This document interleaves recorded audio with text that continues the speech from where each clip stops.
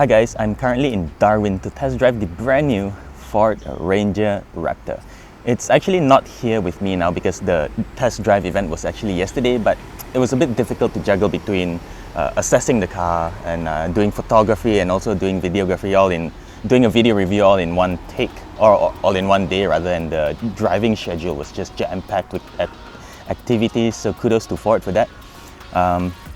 But yeah, I decided to take my time, process all that information regarding the new car. It's really brand new. They've never done a Ranger Raptor before. So yeah, let's dive straight into the review. But first, let's talk about the design.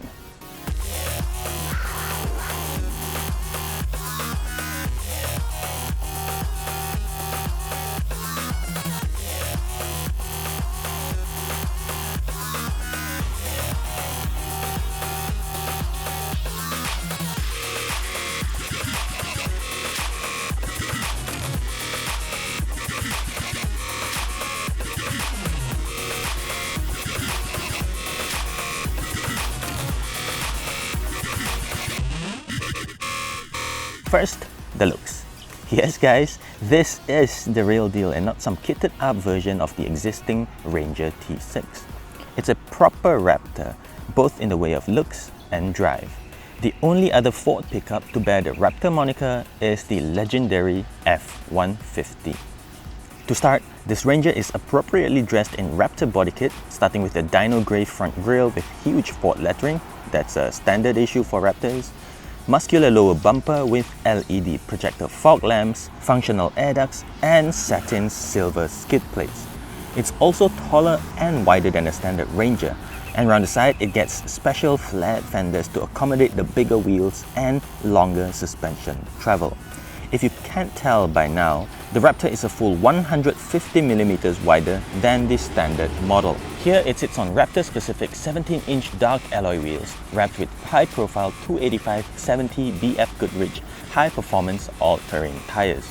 These tires were specifically developed for the Ranger Raptor, and it can drive on any terrain including rock and snow, the latter without requiring special winter tires. This is a proper all-in-one tire.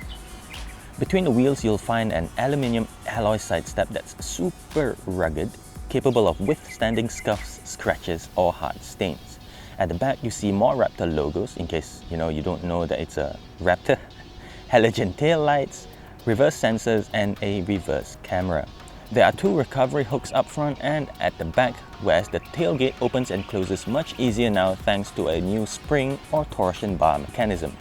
There's also additional protection in the form of a metal plate that's 2.3mm thick to protect components such as the transfer case, the radiator, power steering, crossmember, front differential, and engine sump.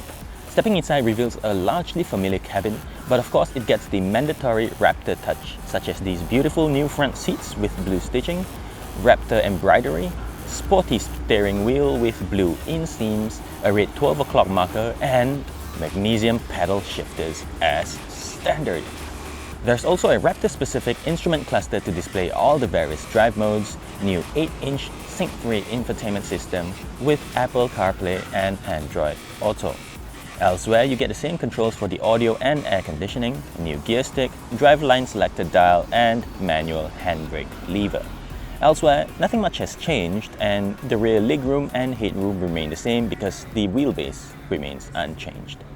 Now, the Ford Ranger Raptor is not all about this styling, because under the bonnet is a new 2-litre Eco-Blue 4-cylinder engine, otherwise known as the Panther diesel engine. It makes 213 PS and 500 Nm of torque, making it 13 PS and 30 Nm more powerful than the 3.2-litre 5-cylinder turbo diesel that we all are fond of in the Ranger. That power is achieved with bi-turbocharging, which work in tandem to enhance torque delivery and engine responsiveness. The smaller turbo is actually a fixed geometry unit, while the larger turbocharger is a variable geometry unit for higher end power. Interestingly enough, the towing capacity that's rated for the Ranger Raptor is 2.5 tons, or a full 1 ton less than the 3.2-litre Ranger we get back at home. That's because the Ranger Raptor's rear subframe is not designed to haul stuff, unlike the lift spring setup we get with the 3.2-litre Wildtrak. Power is put to the ground via a brand new 10-speed automatic transmission, which is a first for a Ranger. And it even features downshift rev matching, something you definitely don't expect from a pickup truck. With all that out of the way, it's time to find out how it drives. So right off the bat, there's lots of power even from down low thanks to the 2 turbochargers. Throttle response feels so much quicker than the 3.2 litre and 6-speed auto setup, and I think the turbo lag is greatly reduced. There's still a slight hint of turbo lag here in this unit, but it is so much more responsive, like I said. Getting up to speed is really easy with this beast of a pickup truck, and wind noise plus road noise is really well isolated when you're driving even upwards of 140 kilometers per hour. Just like the F-150 Raptor, the Ranger Raptor gets a new set of 46.6mm Fox Racing Shocks dampers to give high damping characteristics while off-road and better on-road comfort as well.